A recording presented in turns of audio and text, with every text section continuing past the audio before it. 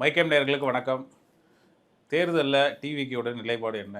அதை வந்து நேற்று விஜய் அவர்கள் தெரிவிச்சிருக்காங்க. ப்ளஸ் வந்து இபிஎஸ் அவர்களுடைய டெல்லி பயணம், அதுக்கப்புறம் தொகுதி பங்கீடுலாம் எப்படி இருக்குது, மற்றும் ஈரான் யுஎஸ் வார் எந்த நிலைமையில் இருக்குது, இதை பற்றிலாம் இன்றைக்கி பேசுவோம். தொடர்ந்து ஆதரவு அளிச்சுட்டு வரீங்க, ரொம்ப நன்றி அதுக்கு. சப்ஸ்கிரைப் பண்ணாதவங்க சப்ஸ்கிரைப் பண்ணிவிட்டு வீடியோ பாருங்கள். வீடியோ பார்க்குறதுல 60% பேர் வந்து சப்ஸ்கிரைப் பண்ணாமல் பார்க்குறீங்க. நீங்கள் சப்ஸ்கிரைப் பண்ணிங்கன்னா எங்களுக்கு அது ஊக்கமாக இருக்கும் அடுத்தடுத்த வீடியோ போடும்போது. மேலும் சில அன்பர்கள் வந்து அமௌண்ட்லாம் சென்ட் பண்ணுறீங்க, எங்களுக்கு அது ரொம்பவே பெரிய ஊக்கமாக இருக்குது. ப்ளஸ் வந்து ஹை பட்டனை வந்து கிளிக் பண்ணாதவங்க கிளிக் பண்ணுங்கள், ஹைப் பண்ணாதவங்க ஹைப் பண்ணிவிட்டு வீடியோவை கண்டினியூ பண்ணுங்கள். வாங்க இன்றைக்கி உள்ள வீடியோக்குள்ளே போகலாம். வணக்கம் சார். வணக்கம். நானும் நன்றி தெரிவிச்சுக்கிறேன்.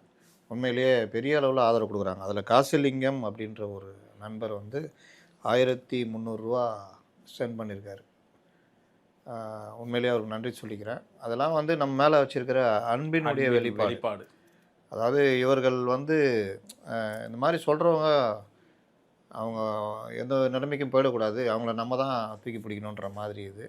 அது மாதிரி பல நண்பர்கள் 100, 200, 40 இந்த மாதிரி தொடர்ச்சியாக கொடுத்துட்ருக்குறாங்க. அவங்க எல்லோருக்குமே நம்ம நன்றி சொல்லுவோம், கடமைப்பட்டிருக்கிறோம். அதே மாதிரி ஹைப் பட்டன் வந்து எப்படி பண்ணுறதுன்னு ஒரு நண்பர் கேட்டிருந்தார். கமெண்ட் செக்ஷனில் டாப்பில் பார்த்தீங்கன்னா அந்த வீடியோவுக்கு கீழே ஒரு 2-3 இது இருக்கும். அதில் தள்ளினீங்கன்னா ஹைப்புன்னு வரும். அதை கிளிக் பண்ணிங்கன்னா கீழே ஹைப் தள்ளலாம். இன்றைக்கு பேசுகின்ற விஷயங்களில் ரொம்ப முக்கியமான இது எல்லோரும் பாருங்கள். நான் இப்போவே சொல்கிறேன், எல்பிஜி இன்றைக்கு ஈரான் கத்தாரில் ஒரு முக்கியமான தளத்தை தாக்கியிருக்கு. இதனால் நான் பயமுறுத்துவதற்காக பேசவில்லை, எச்சரிக்கையாக இருப்பதற்காக சில விஷயங்களை பேச வேண்டியிருக்கு. தயவுசெய்து ஸ்கிப் பண்ணாமல் பாருங்கள். இன்றைக்கி வந்து எல்பிஜி வந்து கொஞ்சம் நமக்கு பெரிய சிக்கலான ஒரு விஷயம் நேற்று வாரில் நடந்திருக்கு. அதனால் ஸ்கிப் பண்ணாமல் பாருங்கள். பேனிக் ஆக தேவையில்லை. ஆனால் நம்ம தேவைகளை கொஞ்சம் குறைக்கிறது, கொஞ்சம் உஷாராக இருக்கிறது எப்படின்றத பற்றி பேச போகலாம். கேள்விகளை சொல்லுங்கள் சார். நேற்று பரபரப்பாக நடக்கக்கூடிய விஷயம் என்னென்னா, யாருடனும் கூட்டணி இல்லை, தனித்தே போட்டி அப்படின்னு தாவேக தலைவர் விஜய் அவர்கள் வந்து நேற்று இஃப்தார் நாளில் வந்து நிகழ்வில் வந்து அறிவிச்சிருக்காங்க. விஜய் அவர்கள் சொன்னது வெளிப்படையான நேற்று தான். இவ்வளோ நாளாக ஏன் சொல்லலை? பேச்சுவார்த்தை போயிட்டு இருந்தது நீங்கள் சொன்ன மாதிரி. அப்போ அந்த இவர் நிர்மல்குமார் சொன்னது உருட்டு தானே. அவர்கள் வேணால் பால்வாடிகளாக இருக்கலாம், பால்வாடி கட்சியாக இருக்கலாம். எதிரில் இருக்கிறவன பால்வாடியாக நினச்சிக்கூடாதுல்ல. உங்கள் கட்சிக்குள்ளே என்ன நடக்குதுன்னு எனக்கா தெரியும். உங்கள் கட்சியில் இருக்கிறவங்க கூப்பிட்டு சொல்கிறாங்க. உங்கள் மாவட்ட செயலாளர் கூப்பிட்டு பேசுகிறாரு, உங்கள் நிர்வாகிகள் கூப்பிட்டு பேசுகிறாங்க, அடிமட்ட தொண்டர்கள் கூட கூப்பிட்டு சொல்கிறாங்க. சார் கரெக்டாக பேசுகிறீங்க சார், நல்ல விஷயம் சொல்கிறீங்க சார், சார் நீங்கள் சொன்னது 100% உண்மை. எப்படி சார்னா உங்களை மாதிரி தான் சொல்கிறாங்கன்னு. இது நான் வந்து இவர்கள் கட்சின்னு சொல்லலை, திமுகவில் நடக்கிறது. இந்த மாதிரி தகவல்கள் வர்றது தான் நம்ம பதிவு பண்ணுறோம். இவர்கள் நிர்மல்குமார் வதந்தி, யாரிடம் பேசவில்லை, அது ஆதவ அர்ஜுனா நாங்கள் பேசினோம், அவர்கள் ஆஃபர் கொடுத்தார்கள் அப்படின்னு அவர். அப்போ நான் பேசவில்லை, நாங்கள் பேசினோம். யார்கிட்ட பேசுனீங்க? கொள்கை எதிரிகள்கிட்ட. அட பாவீங்களா, அப்போ அவ்வளவும் நடிப்பா அப்படின்னு. ஏன்? நாங்கள் மதசார்பின்மை கட்சி, மதசார்பின்மை பக்கம் நிற்போம். அப்போ நீங்கள் உங்களுக்கு யார் பாதி தொகுதிகள் 2.5 வருஷம் ஆஃபர் கொடுத்தது? அது வந்து பிஜேபி. ஏன்னா இவங்க ஏடிஎம்கிட்ட பேச்சுவார்த்தை நடத்துகிற. நான் ஆரம்பத்தில் தான் சொல்கிறேன், என்டிஏ டெல்லின்னு. அப்போ யார்கிட்ட பேச்சுவார்த்தை நடத்துனீங்க? அங்கே. எவ்வளோ ஆஃபர் கொடுத்தாங்க? இது நீங்கள் பேசினா தானே அவங்க ஆஃபர் கொடுப்பாங்க. ஆஃபர் கொடுத்தது பொய்யா உண்மையானதெல்லாம் நேற்றுலாம் பேசிட்டோம். இவங்க கேட்டதெல்லாம் அவங்க கொடுத்ததா மாதிரி சொல்லிட்டாங்க. இவங்க வந்து அவங்க கொடுக்கல. ஆக்சுவலாக இவங்க போய் 2000 அதான் பாஜக சேரத்துக்கு முன்னாடி ஏடிஎம்கிட்ட இவங்க வச்ச கோரிக்கை அது. 117 2.5 வருஷம் எங்கள் தலைவர் தான் முதல் 2.5 வருஷம்லாம் பேசினா, அப்போ போங்கப்பா கிளம்புங்க நம்ம பேசிக்கலாம் அப்படின்னு அனுப்பிச்சி விட்டது. அதை வந்து ஆதவ அர்ஜுனா ரொம்ப சாமர்த்தியசாலியம். அவர் அப்படியே அரசியல்வாதி ஆகிட்டு இருக்காரு. காருக்குள்ளே நடந்ததெல்லாம் பேசுகிறாருல, காருக்குள்ளே மேலே இவர் இருந்தாரான்றதை கேள்விக்குறி.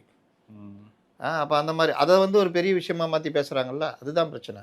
அப்போது நாங்கள் பேசவில்லை, நாங்கள் மதசார்பின்மை கட்சி, நாங்கள் பேசினோம், நாங்கள் மதசார்பின்மை கட்சி, எங்களுக்கு இவ்வளோ ஆஃபர் கொடுத்தாங்க, நாங்கள் மதசார்பின்மை கட்சி, எங்களுக்கு ஆஃபர் கொடுத்தாங்க. யார் கொடுத்தா? என்டிஏ டெல்லி. இது எத்தனை உருட்டு பாருங்கள். யாரிடமும் பேசவில்லை, அவ்வளவும் வதந்தி. எங்களுக்கு ஆஃபர் கொடுத்தாங்க. யார்? கொள்கை எதிரிகள். நாங்கள் மதசார்பற்ற கட்சி, எந்த காலத்தில் நாங்கள் மதசார்பினை விட்டு கொடுக்க மாட்டோம். 3 பேர் 3 ஸ்டேட்மெண்ட்டா? நடந்தது என்ன? பல தடவை பேசிட்டோம். கிட்டத்தட்ட 4 தடவை இவர் வெவ்வேறு சந்தர்ப்பங்களில் இவர்கள் பலர்கிட்ட பேச்சு, ஏடிஎம் கிட்ட பேச்சுவார்த்தை, என்டிஏட்ட அந்த 30 நாள் மௌன புரட்சி நடத்துகிற பேச்சுவார்த்தை, மறுபடியும் காங்கிரஸ்கிட்ட பேச்சுவார்த்தை, மீண்டும் என்டிஏட்ட பேச்சுவார்த்தை. 4 தடவை வெவ்வேறு கட்டங்களில், அதில் 3 என்டிஏ, ஒன்று ஏடிஎம்கே, மற்றதுங்க. இவ்வளோ பேசிட்டு எது கெத்து? இஃப்தார் எப்போ நடத்துவாங்க சொல்லுங்கள்? 10வது நோன்பு 12வது நோன்புலேயே நடத்திடுவாங்க எல்லாரும். ஏடிஎம்கேலாம் எப்போ நடத்திட்டாங்க, காங்கிரஸ் எப்போ நடத்திட்டாங்க, டிஎம்கே எப்போ நடத்துனாங்க. ஏன் இவங்க மட்டும் நாளைக்கு பண்டிகை? அதாவது 29வது நோன்பு திறக்கிறாங்க இஃப்தார், 29, இன்றைக்கி 30, நாளைக்கு ஒரு நாள் இருக்குது, அதுக்கு மறுநாள் பண்டிகை. நாளைக்கெல்லாம் வளைகுடா நாடுகளில். ஏன் இவர்கள் இவ்வளோ இவ்வளோ ரொம்ப தள்ளி போச்சு? ஏன்னா என்டிஏ கிட்ட நம்ம போகிறோம், இஃப்தார் வேணாம். எப்படி பார்வை பாருங்கள். ஏன் இவர்கள் இந்த பார்வை இருக்குதுன்னு சொல்கிறேன். இஃப்தார் விருந்துக்கு எல்லாரும் வர்றான், தொண்டை ரொம்ப ஆர்வத்தோடு வர்றான். ஆக்சுவலாக இஃப்தார் விருந்துன்றது ஒரு மத நல்லிணக்கத்துக்காக நடத்துறது. பாஜக கூட நடத்துவாங்க இஃப்தார் விருந்து, பார்த்துருக்கீங்களா? அப்போ அது வந்து ஒரு மத நல்லிணக்கத்துக்காக. அங்கே வந்து இவர் நின்றுக்கிட்டு இத்தனையும் கேமரா எடுத்துக்கிட்டு இருக்குது, பாலிமர்லாம் எடுத்துக்கிட்டு இருக்கிறாங்க. ஆமாம், சொன்னாங்க. இஸ்லாமியர்கள் மட்டும் உள்ளே போகும், மற்றவங்க இப்படி வாங்க, கோச்சிக்காதீங்க. என்ன பார்வை இது? எல்லோரும் கலந்து உறவாடி பண்ணுறது தான் அந்த இது. அப்போ நீங்கள் யார்? விஜய் யார்? வெங்கட்ராமன் யார்? எல்லாரும் தானே, எல்லாரும் கலந்தது தான் இந்த பார்வை. இது அது ஒரு விமர்சனத்துக்குள்ளாச்சா? அப்போ இந்த மாதிரி பார்வை இருக்கிறவங்க தான் என்டிஏ கூட போகிறோம், அதனால் இஃப்தார்லாம் தேவையில்லை, எப்படியும் ஓட்டு போட மாட்டான் இந்த எண்ணம். ஆனால் என்டிஏட்ட இல்லைன்னு அன்றைக்கி இப்போ சொன்னல, விஜய் அங்கே போனாருன்னு. ஆமாம், விஓசி ஆஃபீஸ் அன்னைக்கு உட்காந்து, இல்லை என்டிஏ கூட இல்லை, எப்பா இஃப்தார் நடத்திருப்பா, ஏற்பாடு பண்ணு அப்படின்னு. ஐயோ அப்படின்ட்டு நான் ஏற்கனவே சொன்னல, இஃப்தார் இவங்க நடத்த மாட்டாங்க, நடத்தினால் சிம்பிளாக நடத்துவாங்க. 1000 பேர் வச்சு நட்சத்திர ஹோட்டலில் இஃப்தார். இதுதான் நிலமை. அதனால் இவர்களுடைய மத சார்பின்மை தெரியுதா? மத சார்பின்மைனா இந்த கூட்டணியே ஏன் பிரச்சனைனால மத சார்பின்மை பற்றி தெரிஞ்சிடும். விஜய் பற்றி ஒரு பத்திரிகையாளர் நேற்று பேசிக்கிட்டு இருக்கிறோம், அவர் அந்த டீமில் எல்லாத்துலேயும் இருந்தாங்க. சார் இந்த மாதிரி விஷயம், நீங்கள் விஜய் பற்றி இப்படி பேச்சு வருது, என்னங்க அவர் எப்படி? நீங்கள் நினைக்கிற மாதிரியே அவர் இல்லை sir, well knowledged person sir. இப்போ சொல்கிறேன், வெல் நாலேஜ்டு சார். நம்ம ஒன்றும் அவர் வெல் நாலேஜ் இல்லைன்னா சொல்ல, அவருடைய பொலிட்டிக்கல் நாலேஜே அவருக்கு இல்லைன்னு சொன்னோம். அதை நேற்று அவர் போட்டு உடைச்சிட்டார். சார் அப்படி கிடையாது, தினசரி நிகழ்வுகளை அவர் கவனிக்கிறார் சார். ஈவன் அவருக்கு ஆதரவாக எதிராக நடுநிலையாக பேசக்கூடிய அனைத்து வீடியோக்களும் அவர் பார்க்கிறார். அவர் சம்மந்தப்பட்ட செய்திகள் எதையும் ட்ரிம் பண்ணாமல் எனக்கு வரணுன்றதுல ரெடியாக இருக்கார், பார்க்குறாரு, பண்ணுறாரு. எல்லா ஒரு விஷயத்துலேயும் பக்கா நாலேஜோடு இருக்கார். அவரோட மீட்டிங்லாம் உட்காரவே முடியாது, கேள்விகள் அப்படி இருக்கும், விஷயத்தை உள்வாங்குவார், யார் கரெக்டு யார் தப்பு எல்லாம் பக்காவாக பண்ணுவார். சரி, இவ்வளோ இருக்கிற விஜய் ஏங்க பத்திரிகையாளர்களை பார்க்க? இல்லை பத்திரிகையாளர்கள் டே டு டே பத்திரிகையாளர்களை பார்க்கலாம், பேட்டி கொடுக்கலாம், ஏன் ஒதுங்கி ஓடுறாரு? சார் அங்கே தான் மேட்ரு இருக்குது. என்ன ஜான் ஐயோ, இந்த ஜானு எங்கே தான் ஏன் வரமாட்டேன்? இல்லை சார், ஜான் இவர்கிட்ட சொன்னது, நீங்கள் கோவக்காரு, ஏதாவது பேசிட்டிங்கன்னா ஒன்ஸ் ப்ரொவோக், நம்ம பத்திரிக்கையாளர் தெரியும்ல, அந்த அம்மா பாவம் எங்கேயோ டெல்லி போயிட்டு வருது, ஏங்க அதே கார் வச்சுக்கிறீங்களே, அவர் வாங்கி கொடுத்தாரா, என்ன நினைக்கிறீங்கோ கேட்டாங்களா இல்லையா? தேவையா? பரபரப்புக்கு செய்திக்காக. அப்போ இந்த மாதிரி இவர் ஏதாவது ப்ரொவோக் பண்ணி, இன்னும் கார் வாங்கி 2 காரும் ஒரே மாதிரி இதே அப்படின்னா இவர் என்ன ஆவார்? ஷட்டாப் ஸ்கவுண்டர், யார் நீ, எந்த பற்றி ஆக மாட்டினார்ரா விஜய். அடுத்த கூட்டத்தில் இதே மேட்ரை கேட்போம். ஏர்போர்ட்டுக்கு போனால் மைக்கை வாயில் விடுவோம், என்ன ஆகும்? டமால் டிமில். விஜய் ரஜினிகாந்த் கட்சிக்குள்ளே வந்து கட்சி ஆரம்பிச்சலாம், தூத்துக்குடிக்கு சொன்னாங்க, தூத்துக்குடி துப்பாக்கி சூடு பாதிப்பு, நீங்கள் போய் பேசுனீங்கன்னா அந்த இதை மேட்ரு ஆக்கிடலாம், ஏடிஎம்கே கவர்மெண்ட்டுக்கு எதிராக. இவரும் கிளம்பி போனார். அங்கே போனோன்னே கட்டில் 10 நான் ரஜினிகாந்த் வந்திருக்கிறேன். வாழ்க்கையில் முதல் முறையாக. நீங்கள் யார்? எந்த ரஜினிகாந்த்? ஏன் இவ்வளோ லேட்டாக வர்றீங்க? அந்த பையன் ஏன்னா அவன் ஏதோ ஒரு இயக்கத்தை சார்ந்ததாக இருப்பான். ரஜினி அப்படியே உடஞ்சி போயிட்டார். வாழ்க்கையில் அவர் பார்த்தே இருக்க மாட்டார்ல. அந்த கோபத்தோடு வராரு. வெளில வந்து பேட்டி கொடுக்க வைக்கிறாங்க. என்ன சொல்கிறாங்க? தீவிரவாத இயக்கங்கள் அதுக்குள்ளே புகுந்துச்சின்னு பேட்டி கொடுக்குறாங்க. ஏண்டா, பாதிக்கப்பட்ட அப்பாவி மக்களை சுட்டு கொண்டாங்கன்னு இங்கேருந்து போகும்போது சொல்கிறீங்க, வரும்போது வேற ஒரு ஸ்டேட்மெண்ட் கொடுக்குறீங்களே அப்படின்னு கேள்வியை அங்கே இது வைக்கிறாங்க. ஏய் வாங்க கேள்விண்ணா அப்படின்னு உணர்ச்சி வசப்பட்டுறாரு. ரஜினி கிட்ட இல்லாத குணம் அது எப்போவுமே இருக்காது. பழைய ரஜினிகிட்ட இருந்தது. பண்பட்ட மனிதர், சாந்தமான அந்த கோபம் வந்துச்சு. ஏய் நெக்ஸ்ட் நீனா அப்படின்னு. அதற்கே வீட்டில் போய் மன்னிப்பு கேட்டார் அவர். நான் வந்து கொஞ்சம் இதாகிட்டேன், நான் என் தவறுக்கு வருந்துக்கிறேன்ற மாதிரி அவர் ஏதோ ஒரு வருத்தம் தெரிவித்தார். அப்போது ரஜினிகாந்தையே கோபப்பட வைக்கிற அளவுக்கு இந்த மீடியாக்கள் இந்த இது இருக்கும். பிரச்சனையும் அந்த மாதிரி இருக்கும். ஏன் ரஜினி ப்ரொவோக் ஆனார்? ஏன்னா அங்கேயே ஒருத்தன் ப்ரொவோக் பண்ணி விட்டான். அந்த ஒரு டென்ஷனோட வராரு. இந்த கூட்டு போன கும்பல் அவருக்கு சரியான டேட்டாஸ் கொடுக்கல. அங்கே போகும்போது ஒரு ஸ்டேட்மெண்ட்டும் வரும்போது வேறு ஸ்டேட்மெண்ட்டே அவர்கிட்ட மாற்றி கொடுக்குறாங்க. அதுவே ரஜினி பிடிக்காது. அப்போ அதை சொல்லி கேள்விகள் வரும்பொழுது அவர் டென்ஷன் ஆகிட்டார். இதுவே எப்படின்னா இவர் வந்து இந்த சின்ன பசங்க பார்த்துறீங்களா, ஜீவாவுக்கு கோபம் வந்துடுச்சு அடுத்து என்ன பண்ண போகிறான் பாருன்னு ஒருத்தன் சொல்லிட்டு இருப்பான் அந்த படத்தில், பசங்க படத்தில். அந்த மாதிரி அதில் அந்த பையன் கேரக்டரில் கூட இருப்பான். அந்த பையன் அந்த கேரக்டர் விஜய்க்குள்ளே இருக்குது. இது ஒரு உளவியல். இது நம்ம வீட்டிலே சொல்லுவாங்க, டேய் அவனை கோவப்படுத்தாதடா, ஏதாவது பொருளை எடுத்து போட்டு உடைப்பான்டா, அவனுக்கு கோவம் வந்துச்சுன்னா அவள் தான் அவனை கட்டுப்படுத்த முடியும். அவன் நினச்சிக்குவான் நம்மளுக்கு கோவம் வந்தால் இதெல்லாம் செய்யணும், அப்போ தான் இது பண்ணுவாங்க. உனக்கு கோவம் வந்தோன்னா ஒரு இது தூக்கி டம்மால்னு போட்டு உடைப்பார். அந்த சொன்னோம்ல பண்ணாத நான் பார் அப்படின்னு. ஆனால் அந்த நாய்க்கு அது எண்ணமே அந்த இதுவே கிடையாது. அவன் மனசுக்குள்ளே அவனை அறியாமல் அதை உருவகப்படுத்திக்குவான். நம்மளுக்கு கோவம் வந்தால் கத்தணும், இப்படி பண்ணணும், செவுத்தில் குத்தணும் அதுன்னு. இது எல்லாமே செயற்கை. ஆனால் இயற்கையாக அவங்கள்ட்ட வரும். ஏன்னா மனதளவில் அவங்க அதை நம்பிடுவாங்க. சேம் பேட்டர்ன் தான் விஜய். அவர் வளர்ந்த விதம் எல்லாமே அவர் கோவம் வந்துச்சுன்னா அவ்வளோதான். அவர் கோவத்தை அவராக நிறுத்தினா தான் உண்டு, அவராக சாந்தமானால் தான் உண்டு. சாமியை வந்துட்டு சாமி போகும் அந்த மாதிரி. அப்போ என்ன பண்ணுறது, பத்திரிகாரன்ட்ட மாட்டினா அதனால தான் சார் அப்படின்னாப்புல. சரிங்க சார் அது ஓகே. பொலிட்டிக்கலாக அவருக்கு இதெல்லாம் நான் ஏன் சொல்கிறேன்னா, இப்போ ஒரு வாரம் 10 நாளாக ஓடுற நிகழ்வுகள் ஏன் விஜய் இந்த முடிவுக்கு வராரு நம்மளே கேட்டோம்ல. ஏன்பா அதெல்லாம் போய் வதந்தினா ஏன்பா மாவட்ட செயலாளர் கூட்டத்தை கூட்டினீங்க? ஏன்பா மாவட்ட செயலாளர் கூட்டத்தில் 95% பேர் என்டிஏ கூட போகலாம், தலைவரை துணை முதல்வர் ஆக்கணும் அப்படின்னு ஒத்துக்கிறான்னா, அதெல்லாம் மீறி மாவட்ட செயலாளர் கூட்டத்தை நீங்கள் தான் கூட்ட சொன்னீங்க, கருத்து கேட்க சொன்னீங்க, கேட்டுட்டு போயிட்டு ஏன் மாற்றுறீங்க? ரெண்டாவது உங்களுடைய விஷயங்கள் என்னன்னு கருத்து கணிப்பு இவ்வளோ பொலிட்டிக்கல் நாலேஜ் இருக்கிற விஜய்க்கு தெரிஞ்சிருக்கும். அப்போ கிரவுண்ட் ரியாலிட்டி நம்மக்கிட்ட வேட்பாளர் இல்லை.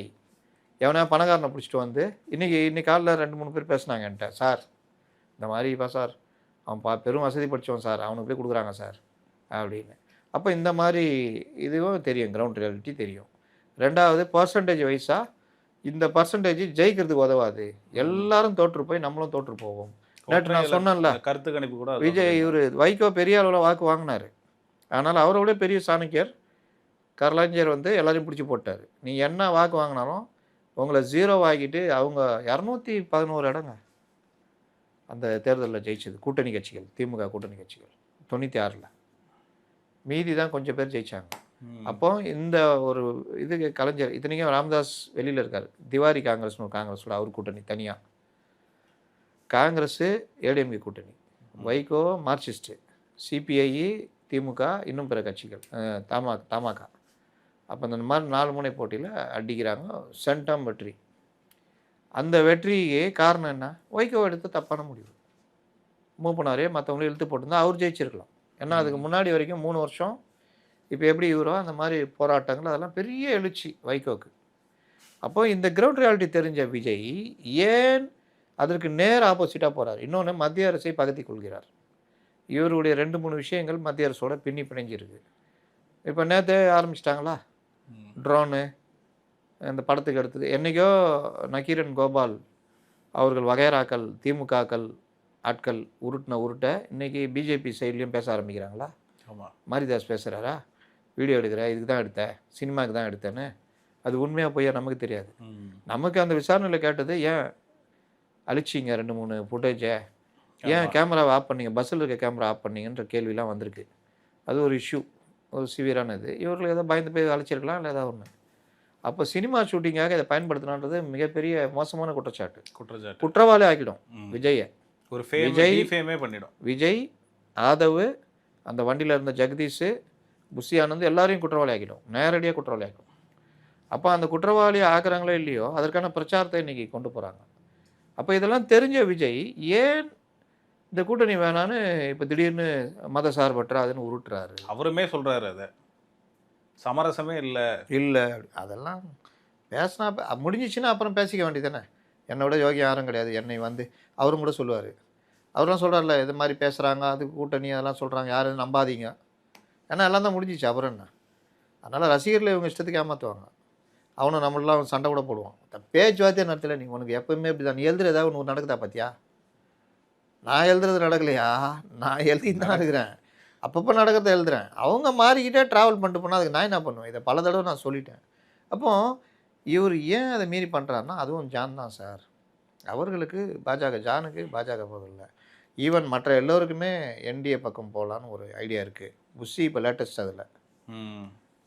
அவர் ஒரு பார்வை பார்த்தார் பார்த்தீங்களா? நான் மதசார்பற்ற இது நாம் தனியாருங்க அப்பா ஐயோ என்னை மாட்டி விட்டியே. அந்த பார்வை பார்த்தீங்களா இல்லையா? பார்க்காதவர்கள் மீண்டும் சென்று பார்க்கவும். இப்படி இப்படின்னு பண்ணிக்கிட்டே சொன்னோன்னே அப்படியே அங்கே அது ஒரிஜினா அவருக்கு பின்னாடி இருப்பார்.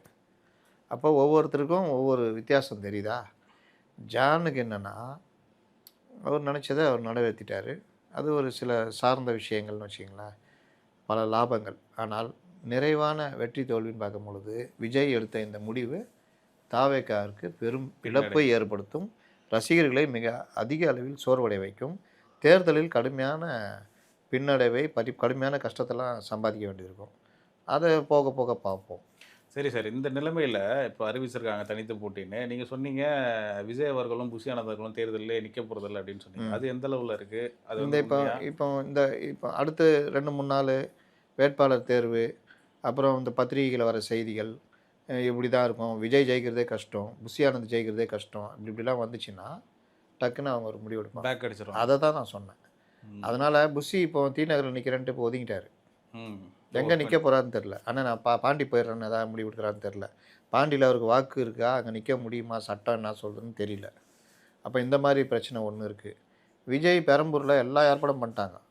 நான் அந்த தேர்தல் அலுவலகமே அப்படி இருக்குது, மல்டி லெவலில் இருக்குது. அதனால் அவர் நிற்பாரா மாட்டாரா தெரியாது. திடீர்னு எடுத்தாருன்னா முடிவு யாருக்கு தெரியும்? சரி சரி, தாவேகாவை பொறுத்தவரை 234 தொகுதிக்கும் வந்து கேண்டிடேட் இருக்காங்களா அப்படின்றது தான் ஒரு பெரும் கேள்வி இருக்குது. நீங்கள் கூட சொன்னீங்க. இப்போ இந்த நிலைமையில் தனித்து நிற்கிறாங்கன்ற பட்சத்தில் எப்படி அதை மேனேஜ் பண்ணுவாங்க நீங்கள் சொன்ன மாதிரியா? கஷ்டம்தான். உங்களுக்கு வேட்பாளர் கிடைக்க மாட்டான். யாரையா ஊரில் இருக்கிற பணக்காரனை உடனே நிப்பாட்டுவாங்க. அவனுக்கு அரசியல் தெரியுமா? தெரியாது. அப்போ இவர்களோட போட்டி போட முடியுமா? வேட்பாளருக்கு தெரியலனா கூட கட்சி பார்த்துக்கும். இங்கே கட்சிக்கும் தெரியாது. அப்போ நீங்கள் சொல்கிறது வந்து கட்சிக்குள்ளேயே வந்து பிளவு வராதா? இவங்க சொல்கிறத அவங்க கேட்காம? கண்டிப்பாக வருமே. ஏன் வரும்னா மாவட்ட செயலாளர் யாருக்குமே இப்போ திருப்தி இருக்காது. அவங்க தானே வேலை பார்க்குறவங்க. ஆமாம், அவங்க வேலை பார்க்குறவங்க அவங்களுக்கு தான் தெரியும். மாவட்ட செயலாளரில் தெரிப்பாக இருக்கிறவனுக்கு சீட்டு கிடைக்குது ஒன்று. மாவட்ட செயலாளர் சில ஏற்பாடுகளை பண்ணி சில பேரை கூட்டு வந்து நிற்கிறான்னு வச்சு ஒன்று. அப்போ மாவட்ட செயலாளர் இப்போ எனக்கு தெரிஞ்சு சென்னைக்குள்ளேயே ஒரு 2-3 இடங்களில் கொத்தாக வெளியேறும் மனநிலையில் இருக்காங்க. அதிமுகலேருந்து எவ்வளோ வேகமாக உள்ளே வந்தாங்களோ அவங்க மீண்டும் அதிமுக போகலாமான்லாம் கூட யோசிச்சுட்டு இருக்காங்க. மாவட்ட செயலாளர்கள் அட்ராசிட்டி தனியாக இருக்குது. அதை நம்ம இன்னொரு நாள் பேசுவோம். பணத்துக்காக அவங்க பண்ணுற அட்ராசிட்டி இதெல்லாம் அதை வந்து நம்ம பலரும் கூப்பிட்டு சொல்கிறாங்க, சார் இதெல்லாம் பேச மாட்டேங்கிறாங்க. ஏன்பா தாவேகாவே பேசியிருந்தா என்னப்பா வருது? இல்லை சார் இந்த மாதிரிலாம் நடக்குது சார். அதனால் மாவட்ட செயலாளர் அட்ராசிட்டி வேறு பாதிக்கும் தேர்தலை ஒட்டி நடக்கிறதுலாம். சில பேரெல்லாம் வந்து இவர்களே ஏமாற்றி இருக்கிறார்கள். நீ இவ்வளோ செலவு பண்ணு, நான் உனக்கு பண்ணுறேன்ட்டு காலவாரி விட்டுருக்காங்க. இந்த மாதிரிலாம் அவர் கதையாக வந்து சொல்கிறாங்க. ஒவ்வொருத்தர் கதையும் கேட்டால் ரொம்ப பரிதாபமாக இருக்குது. வாழ்நாள் சேமிப்பெல்லாம் அந்த கட்சிக்கு செலவு பண்ணிட்டு நிற்கிறவங்களாம் இருக்கிறான். அதனால் இது வந்து ஒரு பெரிய சிக்கல் தான். இந்த தேர்தலில் பல விஷயங்கள் சரி செய்யப்படும், பலருக்கு பாடமாக இருக்கும்னு நான் நினைக்கிறேன். சரி சார், அடுத்து திமுக பொறுத்தவரை தொகுதி பங்கீடு எப்படி சார் போயிட்டுருக்கு? சிபிஎம் அப்புறம் மற்ற கட்சி நம்ம நேரம் கருதி திமுக என்டிஏ ரெண்டுத்தையும் ஒன்றா பேசிடுவோம். என்டிஏ இன்றைக்கி டெல்லி கிளம்பி போயிருக்காரு. ஆமாம், அவர் டெல்லிக்கு போனதுடைய பிரதான இது வந்து இது முடிஞ்சு தொகுதி பங்கீடு இல்லை முடிஞ்சிச்சு. அதனால் நம்ம கூட்டத்தையும் எதிர்பார்த்தணும். கிட்டத்தட்ட பேசி முடிச்சிட்டாங்க. பியூஷ் கோயல் முதற்கொண்டு நாளைக்கு வரதா சொல்லியிருக்காங்க சென்னை. அவர் பியூஷ் கோயல் இதை பயணம் ரத்துனாங்க. ஏன்னா இவரே டெல்லிக்கு போகிறார்ல, போயிட்டு அங்கே வச்சு கிட்டத்தட்ட இறுதிப்படுத்திடுறாங்க. ஃபுல்லாகவே அறிவிச்சிருவாங்களா இல்லை நாளைக்கு எல்லாம் சைன் பண்ணி எல்லாத்துக்குமே அறிவிச்சிருவாங்க. பாஜகலேருந்து எல்லாருக்குமே தொகுதி எண்ணிக்கை, அப்புறம் தொகுதி அவங்களுக்குள்ளே பிரிச்சுக்குவாங்க. தொகுதியெல்லாம் அறிவிக்க மாட்டாங்க எப்போவுமே, எண்ணிக்கை தான் தொகுதி அப்படின்ட்டு. இங்கே தொகுதியே பிரிச்சுக்கிட்டாங்க, யார் யாருக்கு என்ன தொகுதி உட்பட. அதனால் அது ஒரு பார்ட்டுன்னு வச்சிங்களேன். இது இல்லாமல் பாஜக தலைவர்களுடைய செயல்பாடுகளில் அவருக்கு அதிருப்தி இருக்குது. அதையும் பேச போயிருக்கார். அது வேகம் இல்லை. குறிப்பாக நயினா நாகேந்திரன் அவர்கள் சொல்கிறீங்க. நம்ம ஏன் ஒவ்வொருத்தரையும் சொல்லணும்? வேகம் வேணும், வேகம் இல்லை. மத்திய அரசை பற்றி கடுமையாக விமர்சனம் பண்ணுறாங்க இதெல்லாம். அதே மாதிரி இப்போ எல்பிஜி தட்டுப்பாடு, இந்த மாதிரி விஷயங்கள், இது எல்லாத்தையும் இந்த தேர்தலில் திமுக பயன்படுத்தி திருப்பி விட்டுச்சுன்னா, அதற்கு பதில் சொல்லக்கூடிய இடத்துல வலுவாக இவர்கள்ட்ட டேட்டாஸு மற்ற விஷயங்கள் இருக்கணும். நீ டேட்டாஸ் மட்டும் இல்லை, கோயில் கோயிலாக போய் நீ சுற்றி இருந்தேன்னா கட்சி வழங்குமா? தேர்தல் நேரம். இன்னொன்று, பாதிக்கப்பட்டவங்க இந்த மாதிரி இடங்கள்லாம் உடனே போகணும். எனக்கு என்னென்னு போகிறது, அங்கே போயிட்டு ஏதோ 1,00,000 ரூபா கொடுத்துக்கிறாரு போல். தேர்தல் விதிமுறை இருக்கிற டைமுங்க. துட்டு கொடுத்தீங்கன்னா அது வேறு சிக்கலை உண்டாகும். ஓட்டுக்காக துட்டு கொடுத்த மாதிரி ஆகிடும். கேஸ் போட்டாங்கன்னா பெரிய பிரச்சனை ஆகிடும். Code of conduct. இவங்களெல்லாம் எதில் எத்தனை வருஷம் அனுபவம் உள்ள ஒரு நயினார் நாகேந்திரன்லாம் எப்படி அவர் இந்த இது பண்ணாருன்னு தெரியல. அப்புறம் சொல்லிட்டு அப்புறமா ரகசியமாக ஏதாவது கொடுத்துருந்தா கூட ஓகே. அப்போது அந்த மாதிரி பல விஷயங்கள் இருக்குதுன்னு வச்சிங்களேன். அதனால் இதெல்லாம் முடிச்சுட்டு தான் அவர் வருவார். திமுகவை பொறுத்த வரைக்கும் இவர்கள் இங்கே என்னென்ன சொன்னாங்களோ அதெல்லாம் அங்கே நடக்குது. நான் ஏற்கனவே பேசியிருக்கேன். ஜொல்லாவில் கூட்டணி இது அதுன்னு. அதில் இன்றைக்கி விடுதலை சிறுத்தைகளுக்கு 8 தொகுதிகள் அப்படின்னு. 6ன்னு சொன்னீங்க, இப்போ 8 வந்துடுச்சா? 8ல் 2 உதயசூரியன் அப்படின்ற மாதிரி பேசியிருக்கதா சொல்கிறாங்க. அது எந்த அளவுக்கு உண்மைன்னு தெரில. 8 தொகுதிகள், அதில் 2 உதயசூரியன் நிற்கணும், மீதி 6 வாங்கிட்டாங்க. அதிகமாக வாங்கிட்டாங்க. வாங்கிட்டாங்க இன்னும் அதாவது தெரியும்.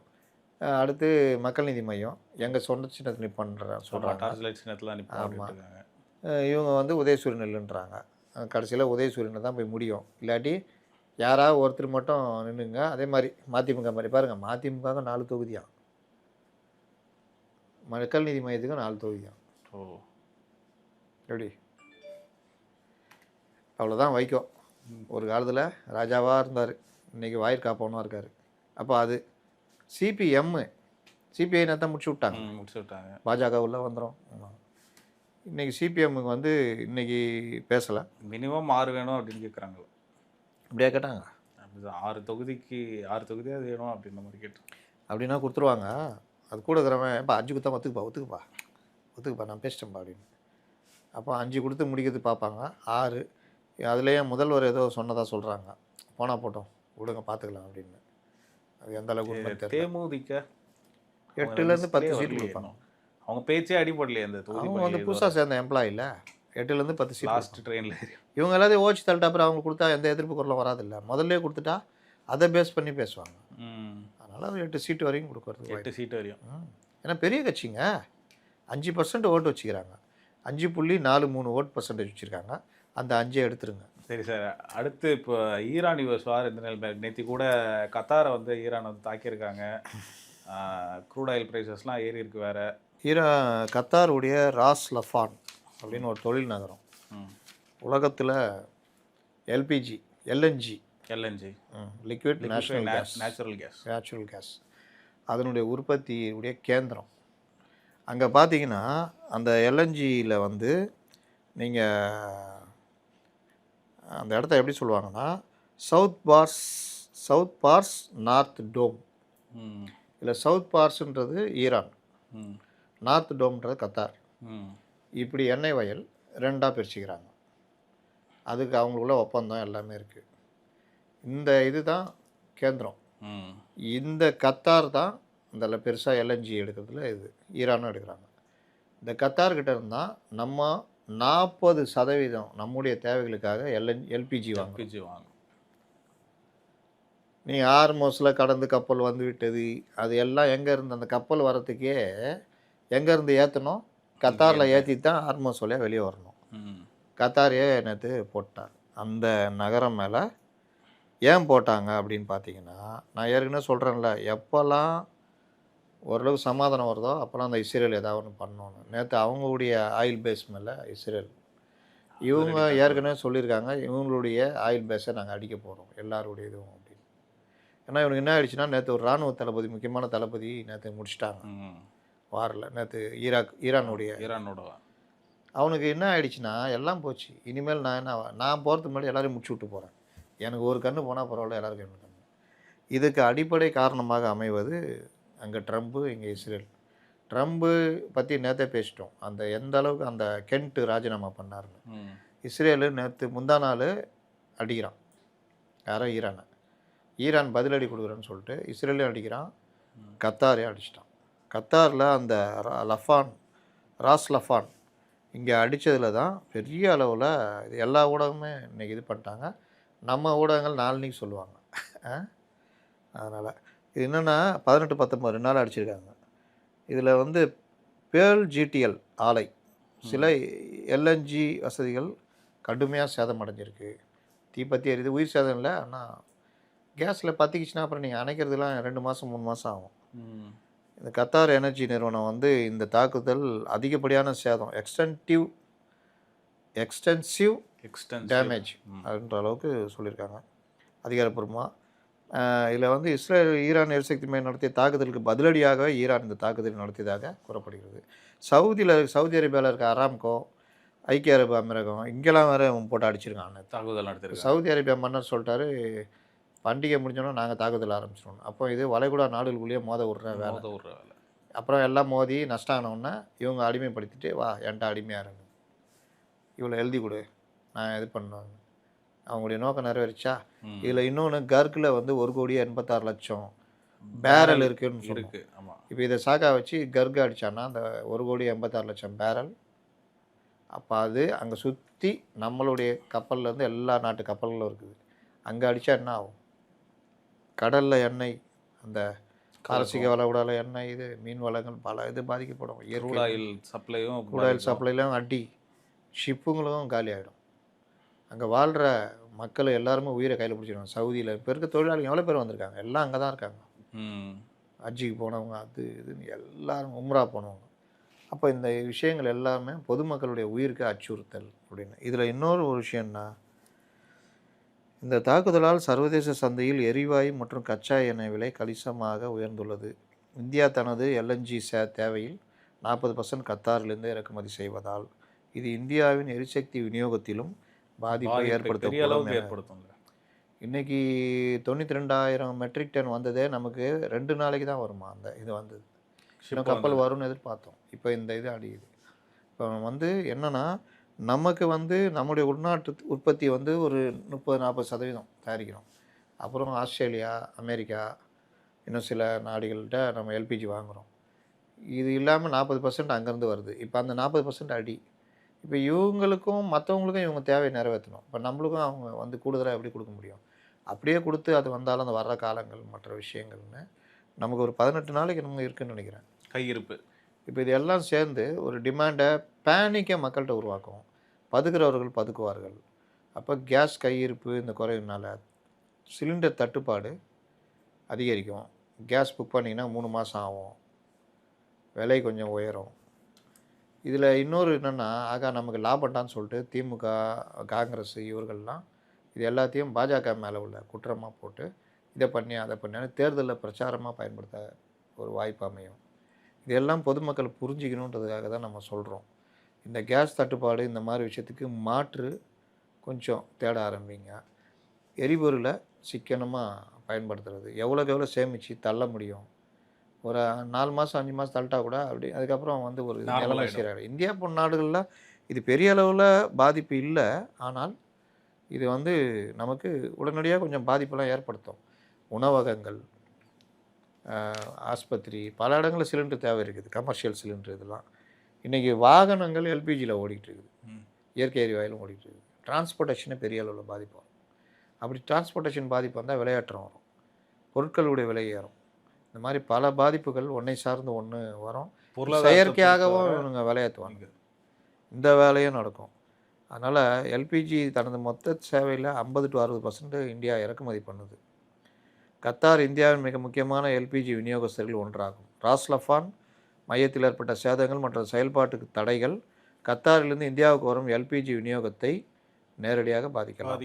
சர்வதேச சந்தையில் எல்பிஜி விலைகள் பொதுவாக கச்சா எண்ணெய் மற்றும் இயற்கை எரிவாயு இதோடு இணைக்கப்பட்டிருக்குது. உலகளாவிய விநியோக சங்கிலியில் ஏற்படும் பாதிப்பு எல்பிஜி விலையை கணிசமாக உயர்த்தக்கூடும். இது இந்தியாவில் எல்பிஜி சிலிண்டர்களின் விலையை அதிகரிக்க செய்யும். ஏறலாம் அப்புறம் இறங்கலான்னு வச்சுக்கோங்க. ஆனால் உடனடியாக இருக்குது. கத்தாரிலிருந்து இறக்குமதி குறைவது உள்நாட்டு சந்தையில் எல்பிஜி தட்டுப்பாட்டை ஏற்படுத்தக்கூடும். இந்த தட்டுப்பாட்டை குறைக்க மற்ற நாடுகளில் உள்ள எல்பிஜி இறக்குமதி செய்ய வேண்டியிருக்கும். இது கூடுதல் செலவையும் விநியோகத்தில் தாமதத்தையும் ஏற்படுத்தலாம். இந்திய அரசு ஏற்கனவே தனது எரிசக்தி பாதுகாப்பை மேம்படுத்தவும் ஒரு சில நாடுகளை மட்டுமே சார்ந்திருப்பதை தவிர்க்கவும் பல்வேறு நடவடிக்கைகள் எடுத்து வருகிறது. இதில் கச்சா எண்ணெய் மற்றும் எரிவாயு இறக்குமதியை பல்வகைப்படுத்துதல், உள்நாட்டு உற்பத்தியை அதிகரித்தல் மற்றும் மாற்று எரிசக்தி ஆதாரங்களை மேம்படுத்த ஆகியவை அடங்கும். எனவே கத்தார் விநியோகத்தில் ஏற்படும் தற்காலிக இடையூறு இந்தியாவின் ஒட்டுமொத்த எல்பிஜி விநியோகத்தை கணிசமாக பாதிக்கும் அப்படின்ற வாய்ப்பு கம்மி. இந்தியா எந்திரிச்சிக்கும், ஆனால் உடனடியாக சில பாதிப்புகள்லாம் வரும். அதனால் மாற்று இதை தேடுங்க. கொஞ்சம் லைட்டாக கொஞ்சம் எச்சரிக்கையாக ஹேண்டில் பண்ணுற மாதிரி இருந்துக்குங்க. நான் பயமுறுத்துவதற்கு சொல்லவில்லை, எச்சரிக்கைக்காக இதை சொல்கிறேன். கொஞ்சம் எதிர்பார்த்து இருங்கள் அப்படின்றது. இன்னொன்று, இந்த அரசு மீது இவர்கள் தான் காரணன்ற குற்றச்சாட்டு பொய் குற்றச்சாட்டாக எடுத்துக்குங்க. இது எந்த அரசு இருந்தாலும் இதை ஒன்றும் பண்ண முடியாது. அதை சமாளிக்க தான் ட்ரை பண்ணுவாங்க. அதை கொண்டு தேர்தலில் பிரச்சாரமாக பயன்படுத்துவதை மக்கள் அனுமதிக்கக்கூடாது, புரிஞ்சிக்கணும் அப்படின்றதுக்காகவும் இந்த பதிவு. மீண்டும் ஒரு நேர்காணல் சந்திப்போம். நன்றி சார்.